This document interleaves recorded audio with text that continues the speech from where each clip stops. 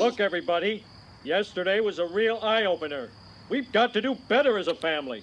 So tonight, we're not going to shovel food in our mouths while we stare at the TV.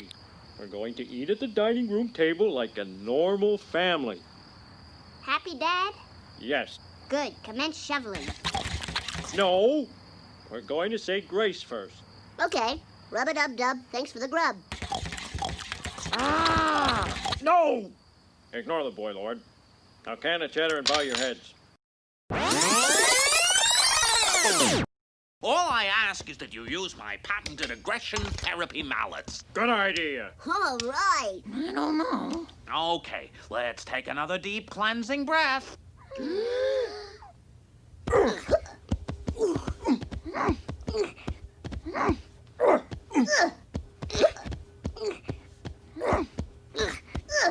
a minute. These mallet things are padded with foam rubber. What's the point? They'd work much better without the padding, Doc. No, that's not true. Huh. Ah! See? Give me that. Yes, well, that concludes this portion of our treatment. I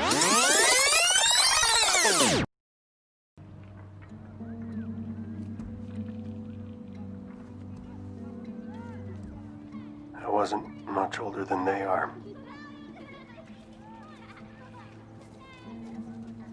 You haven't shown your face to anyone since you were a kid? No. I was happy that they took me in. My parents were killed, and the Mandalorians took care of me. I'm sorry. This is the way.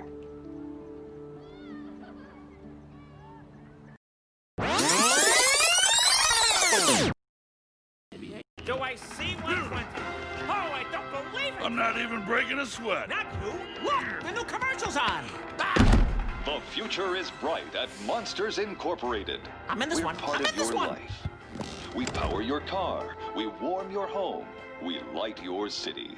I'm Monsters Incorporated. Hey, look, Betty! Carefully matching every child to their ideal monster to produce superior screen, refined into clean, dependable energy. Every time you turn something on, Monsters Incorporated is there. I'm Monsters Incorporated. We know the challenge. The window of innocence is shrinking. Human kids are harder to scare. Of course, MI is prepared for the future. With the top scarers, the best refineries, and research into new energy techniques. Okay, here I come. We're working for a better tomorrow. Today. We're MI, Monsters Incorporated. We scare because we care. I can't believe it. Oh, Mike. I was on TV! Ah, did you see me? I'm a natural! Hello?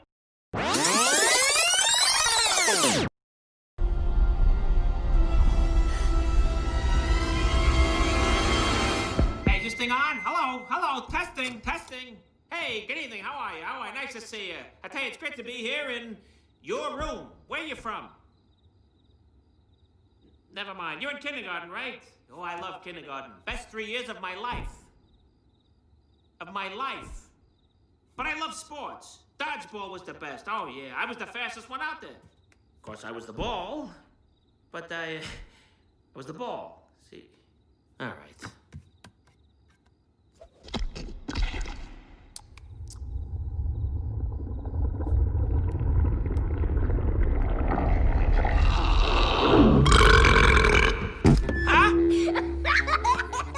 Hey, thanks a lot. I'll be here all week.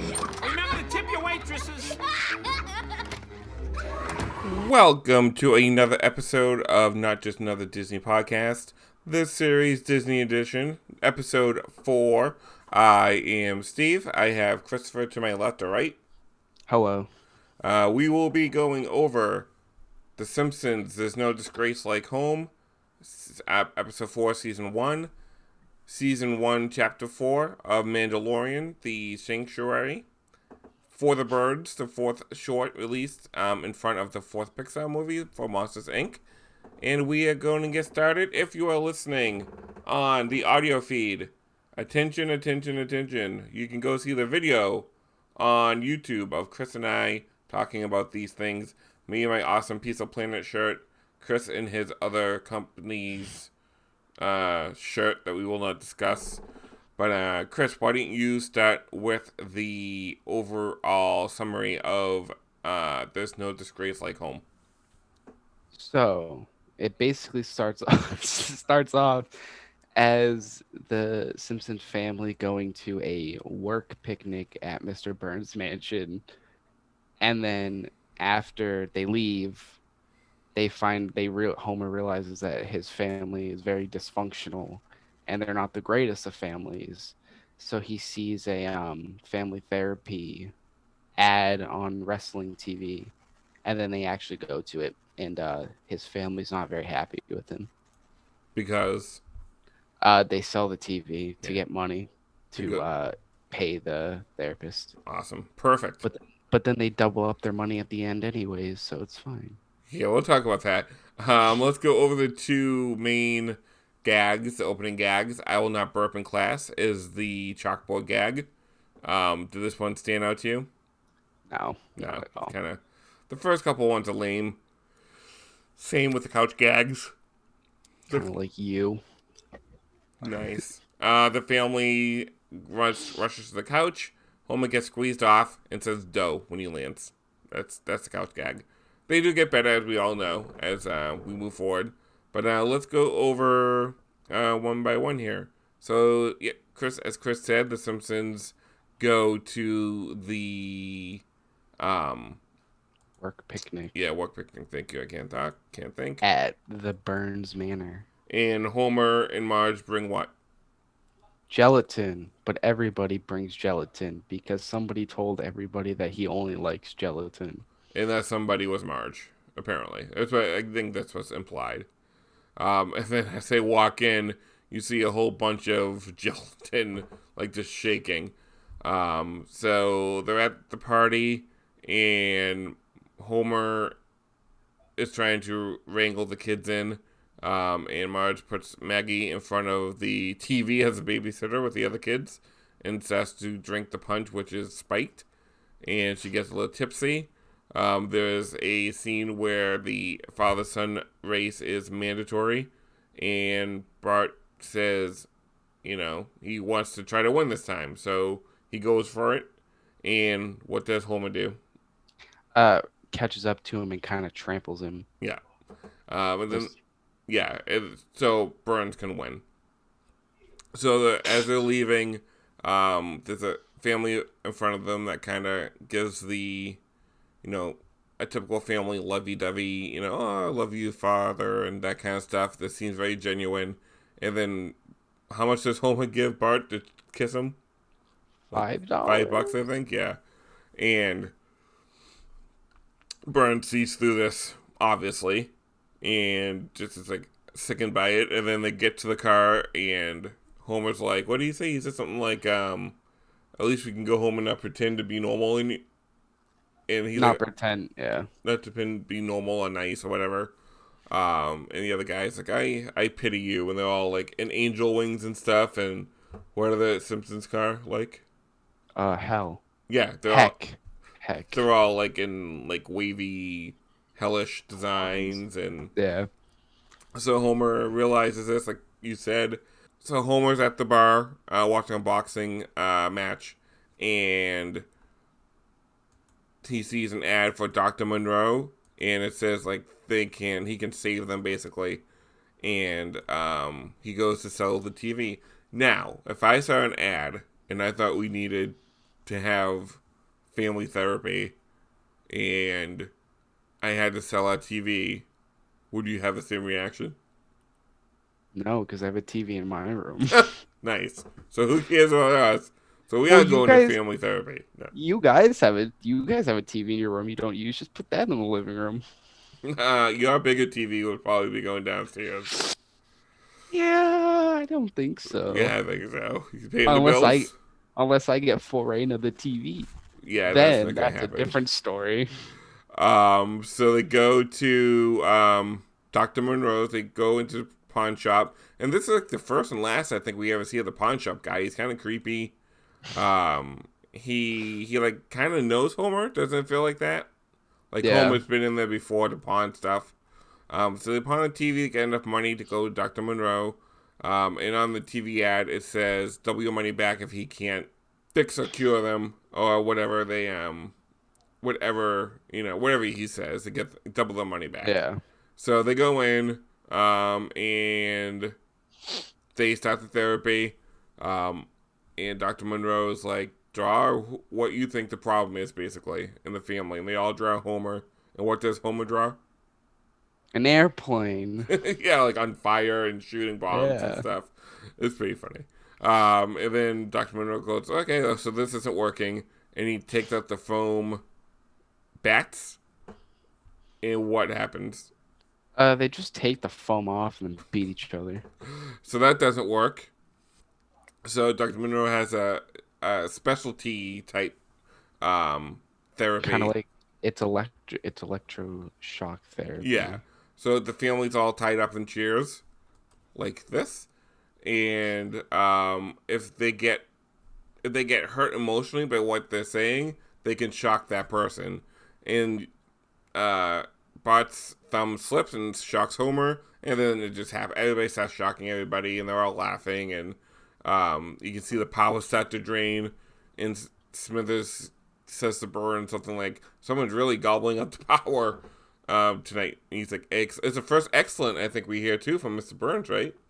I think so. As he says, excellent. And they fixed the shading with Smithers this episode. Yeah, for sure. And their shading's getting better. Yeah, and the animation is getting smoother, too, I think. Yeah, less kind of 2D-ish. Yeah. And so Dr. Monroe does not work. And Homer's like, okay, so where's my double the money back? And he's like, well, that was just like a saying I said. It wasn't for real. But he eventually gets his money back. And what do they do, Chris? Don't they just buy a new TV? Yeah, they buy a new TV. I think he says, we're not going to go back to the pawn shop to buy a crappy one. We're going to go get a brand new one with $500. And that's how it ends. They go back and they're happy and they're watching TV and things are... But it has to have rolly wheels so it can go in the kitchen on the Thanksgiving. Yeah, that's an old thing. Yeah, for sure. So what did you think of this episode overall? Good. Good? Decent? Yeah, getting there. So did you like laugh out loud at all during this one? No. No? Not even like a chuckle? It's still like air out the nose. Got ya. So nothing really grabbed you this time. Okay. I can see that. I remember seeing this episode because I 100% was remembering stuff as I was watching it. Okay. Yeah, I mean the image of them in the chairs electrocuting each other is one of the more famous images from the first season of The Simpsons. So, yeah, that was good too. It was I laughed out loud once, I think. But you can still kind of see them trying to find the groove. Like Marge is drinking in this one, and that's weird. You don't really see her drink. There's a weird animation when she flops over in his arms. You can see her mouth open and her teeth. It just looks really odd and not right. Not it. Yeah. But yeah, it was overall good. You can see the building blocks kind of. And Homer's religious, way more religious in this episode than what he becomes at the table scene. So it's worth a watch. This season is worth to see how they're building up to what they're going to become. Yeah, that's what good. This season's good. Good story builder. Yeah, so I give it 2.5 stars. I give it 3. Okay. The first not even 15 seasons, 13, 12-ish are all story arc. But then after that, I feel like it's stuff you can just put. It's a show you can end up just putting on in the background. Okay, well, that's interesting. We'll talk about it. That's an interesting point. All right, let's move on to The Mandalorian. Sanctuary, Chapter 4. Written by Jon Favreau. Directed by Bryce Dallas Howard. Do you know who Bryce Dallas Howard is? No. You've seen her act before. She's in the newer Jurassic Park. She's the scientist lady, the redhead. Oh, is that the lady, the mom, and the daughter? Yeah, you'll see her again in Arrested Development down the line. Because she is Ron Howard's daughter. Oh. So I thought for a second I thought you were going to say wife. No, daughter. Yeah, so running time is about 39 minutes. Premiered November 29th, 2019. So, do you want to give a brief description? I can. If you want to. Basically, the whole episode opens as this like little village is getting attacked by, I'm assuming, pirates. Like it's pirate not really raiders. clear, yeah. And then it pans to like Baby Yoda and Mandalorian on the ship. He's very dad now. He acts very as a parent. So he lands on that planet that the village is on. He goes to like some sort of bar type thing. Yeah, yeah. He meets some lady there. Then they so descriptive. Some, I don't know. She's like some. I called her the bounty lady, but she's the one being hunted. I think she said. Well, she was an ex-stormtrooper, paratrooper, cleaning up at the Endor for the Empire, and she did not like doing that. I totally heard that part of the story. She is Cara Dune is her character's name, and I'll call her Dune. And Gina Carano is the actress who plays her. Well, he meets Dune in the bar, and then they kind of talk for a little bit, and then they split ways. So then when it becomes nighttime, he goes back to his ship, and people from the village meet him there and ask him if he can help them protect against the village, if that makes sense. They want him to protect the village. So he gets the Dune lady. Cara Dune, yeah. Sneeze. Start over. You're taking way too long to summarize this. Summarize, quick. Start over. To complete the whole thing? Yeah. Okay. Alright, let's move on to Chapter 4, Sanctuary of the Mandalorian. Written by Jon Favreau. I'm never going to say his name right. Dallas Bryce Howard directing. Daughter of Ron Howard, which we will see later in Arrested Development. In the later seasons. And original air date was November 29th, 2019. Running time of 39 minutes. And Chris is going to summarize the story, the plot. I have the script up so I can just read each piece of dialogue for you and do different voices. Please, God, no. It opens with a village being attacked by like pirate people. So then it cuts to like Mandalorian and Baby Yoda on the ship. They, for some reason, land on that planet. I guess trying to like Sorgan is the name of the planet. It's like, you know. Sorgan. And then he goes to like some bar type thing. Meets something Dune. I like to call her Dune because I can't. Cara Dune. Cara Dune. I'm gonna call her Dune.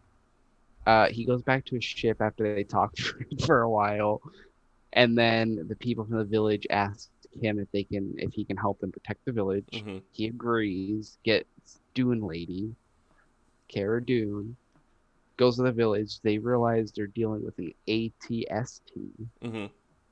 So they say they're not going to defend it, but they end up defending it and training the villagers, and then they win. Basically. Yeah. The Raiders got an ATST. They don't know where it's from. They don't really say why they want the land. They're just like, it's really vague, but that's fine. It doesn't really need to be specific. They're people who are trying to take their land. That's all you really need. And we get more Baby Yoda character development. Yeah, so... And we get that meme of him holding the bone broth cup. Oh, is that where that meme is from? This episode? Yeah, that's right, yeah. When him and Mando and the Dune lady are fighting outside the bar after they talked. And it pans to him holding the wood cup with the bone broth in it. That's right. That's true. Yeah, that was a good fight scene. Let's talk about that fight scene. because he thinks she's there to get them, but she's really hiding because she was a paratrooper, I think, on Endor, I think she said, cleaning up after the Empire. So I assume killing Ewoks and stuff, and she didn't like that, so she kind of ran away, and because she didn't want to be part of it anymore. That's episode 5. What did you think of the fight between those two? Good. I liked it. It kind of just shows that he's very good with hand-to-hand combat and doesn't really need his guns.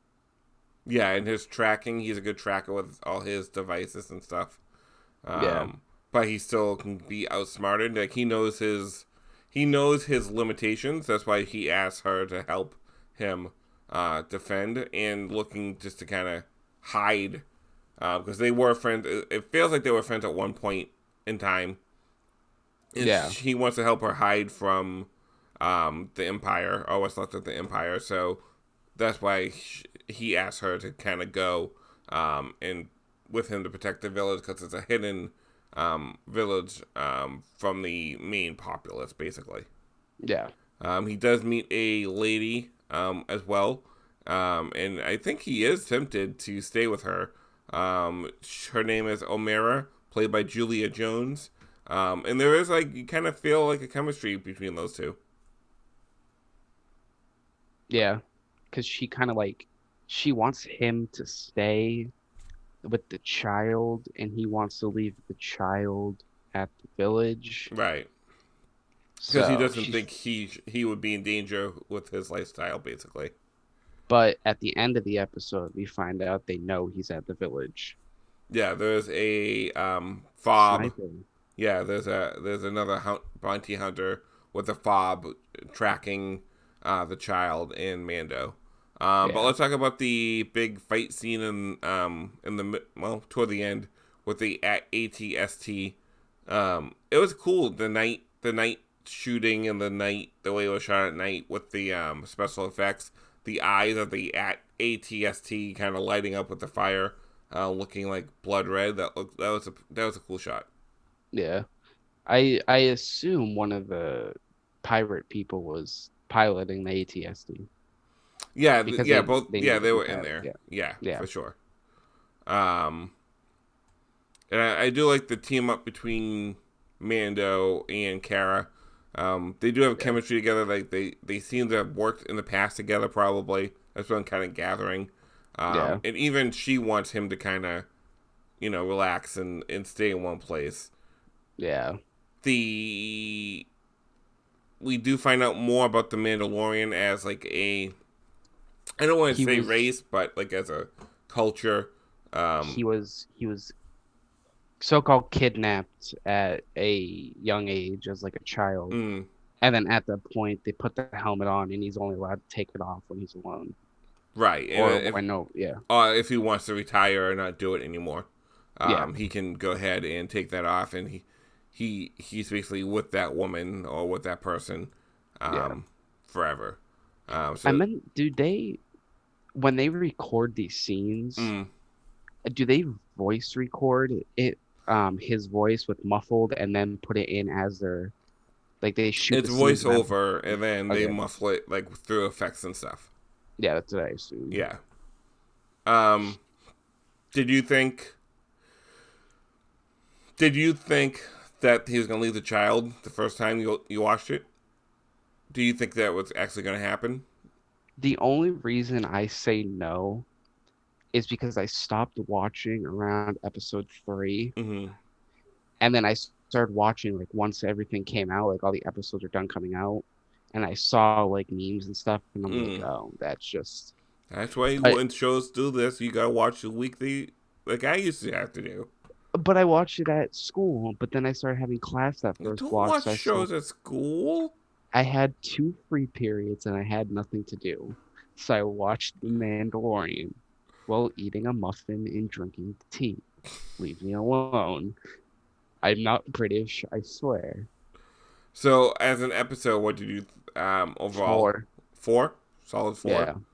Because it's better action scenes, better character development, and we get a new person in the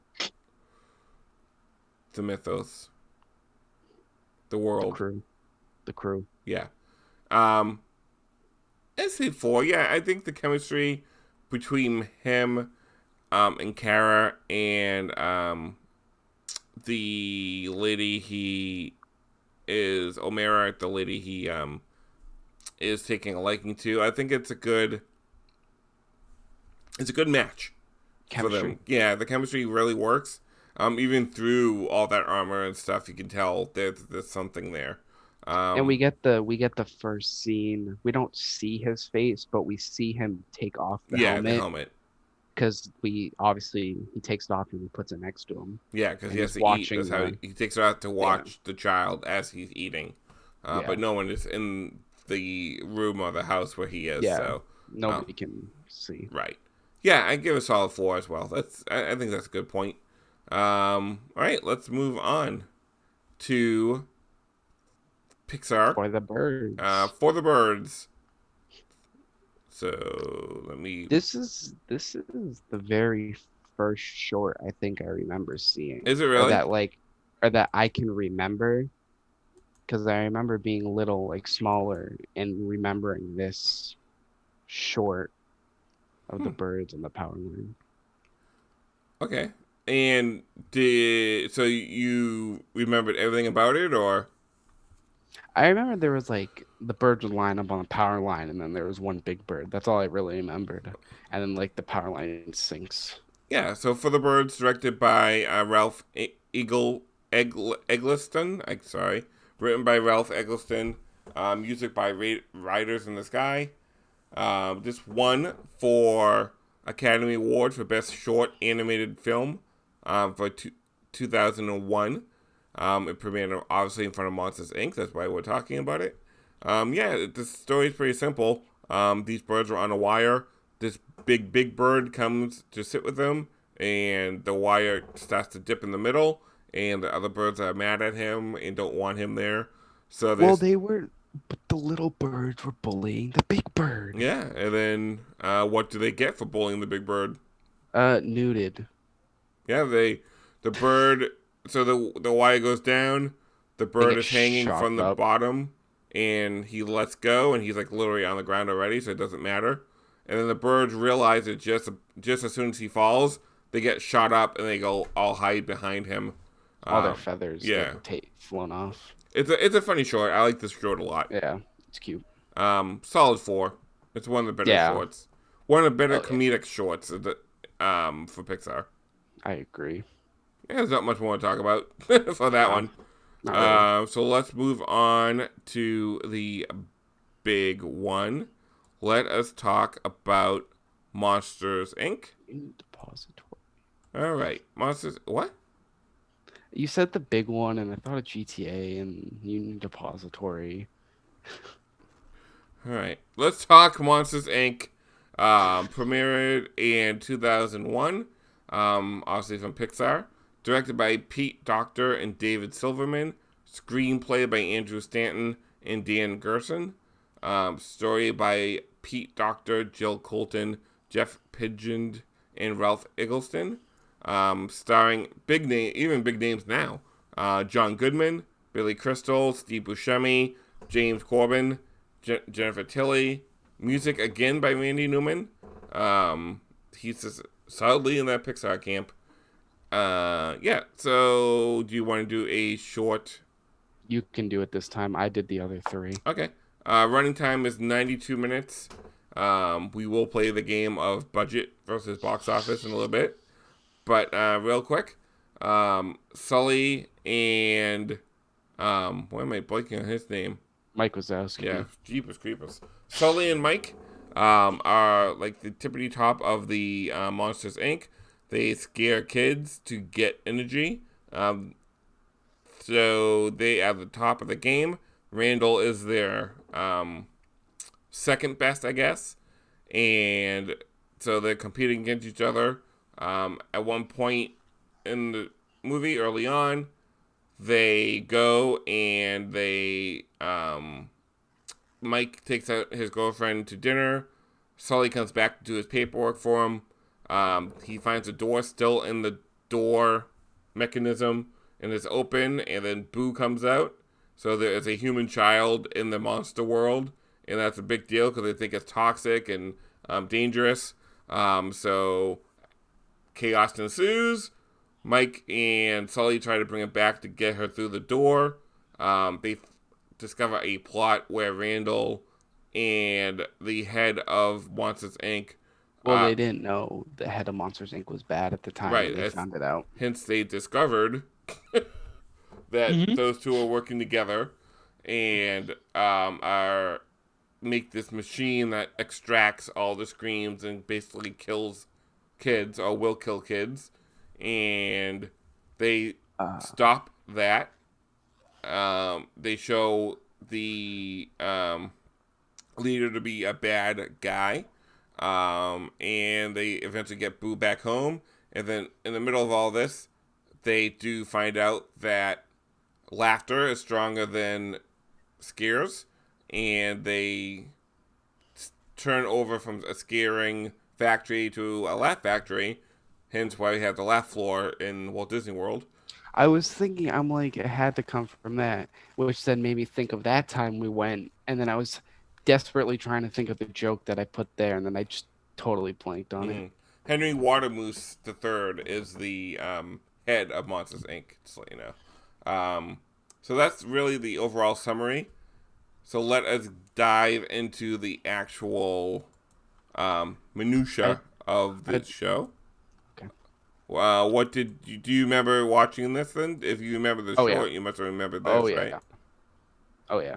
So what... This is, like, the one I can remember, like, going in, I knew exactly what happened, who was bad, like, I knew everything.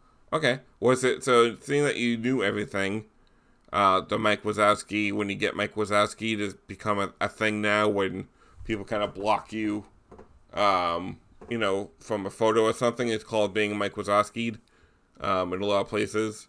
So what did you think? Was it still funny to you? It was still good, yeah. Nothing really changed.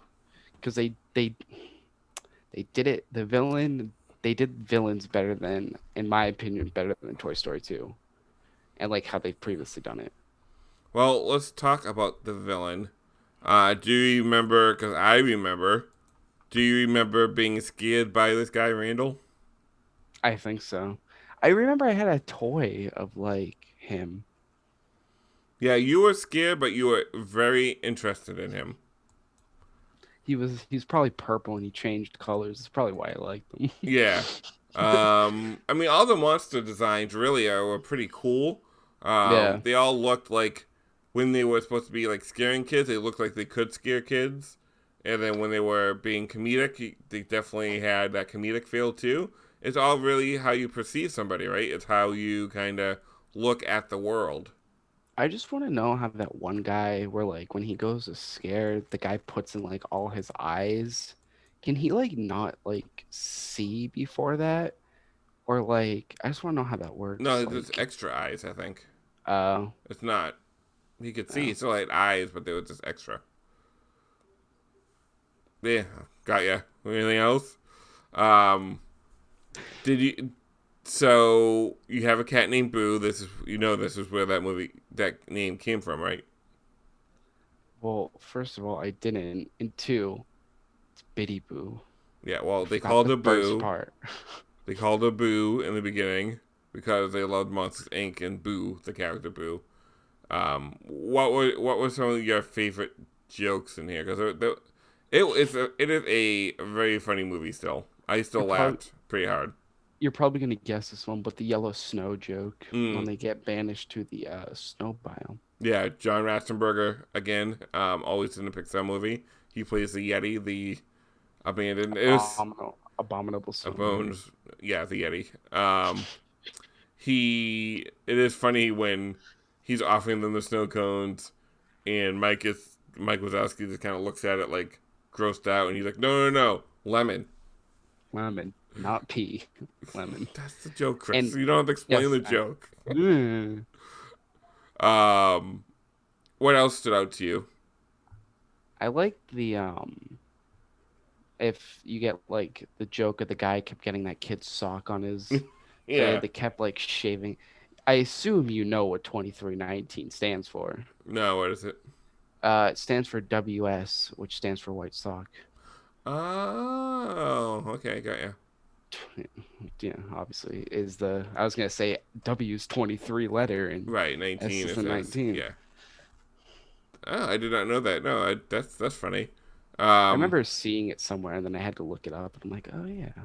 Did anything else stand to you? Like, was it more funny to you this time, or was it because the jokes you kind of knew the jokes? It made me laugh a lot more, like laugh. Mm, But it's also because of that stupid meme of Mike Wazowski with two eyes that I just totally forgot he only had one. mm, So when I watched it, I was a little confused, and then I realized it's Photoshop from Sully's eyes onto him. yeah. The animation in this is such a step up. Oh yeah. Again. Oh yeah. Huge leaps. I mean, the fur on Sully is amazing. Like all the little detail, the wind blowing through it. It's quite amazing. And Boo is like looks like a normal human child. Yeah. There's no real doesn't seem plasticky like the like in previous Toy Story, yeah. Pixar movies. Did you feel the emotion of the ending? Oh yeah. Oh yeah. Wow, that's a pretty big oh yeah. Didn't make me cry, but like I could know what they were going for. You know what I mean? No, explain. Well, it didn't make me cry, but I know what they were going for. It's supposed to be sad that he's not going to see her ever again. She's not going to see him. She goes to the closet after he destroys the door. Like, I understand it's supposed to be sad, but like, I didn't cry. You didn't cry? You didn't tear up at all? Made me sad, but like, it didn't make me cry. Okay. If you saw it, if this was your first time seeing it, you think you would cry? Probably. I probably did as a child. I'm not sure. It still tears me up. I love that scene. It's so sweet and wholesome, and just the lovingness between them two. I will eventually cry at a movie, and I know exactly what movie it is. Well, everybody knows what movie it's. Well, yeah, but I mean, this movie has heart and comedy and action. Like, this is almost like a perfect Pixar movie. Like, these are getting hard to like rate and kind of say where where you put them in our list of Pixar movies. But we're not quite there yet. So what was your favorite joke was the lemon one? I liked the end where he's like, I loved recess. It went by so fast, but of course I was the ball. Because that's sounds like a dad joke, but it's still funny to me. Yeah. Do you remember being? So you said you remember being scared of Randall. Do you remember? Because when I took you to see this, you were a little bit of. No, you would have been alive back then. The first time we saw it, 2001. Yeah, you weren't alive back then. So the first time I showed it to you, it must have been at the house. And I was probably scared of the head worker guy. Yeah, that's who you were really afraid of, the crab guy. Because I can see why. Why? He's the way they because the animation got so much better. It looks real. Like it looks something that would scare kids. Yeah. Probably told you to close the closet after that. I was looking in the closet for quite some time after that. That's not a lie.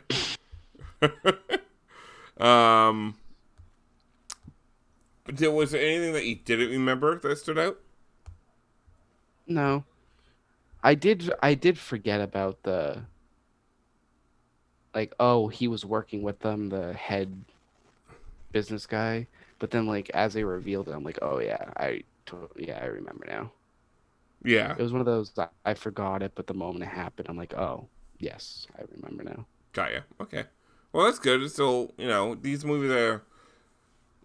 I remember the first Pixar movie I took you to. Well, when we get there, I'll see if you remember too. Yeah, I mean, it's a quick movie too, so it doesn't drag at all. It's very quick. I forgot how quickly it moved. Like the pace of it was so quick. In that end scene where they're on the doors and all the individual doors are swaying, it's just a beautiful piece of art and a beautiful piece of animation and a good story. So all that combined, I mean, Pixar up to this point has not made a really mediocre movie. Yeah, no.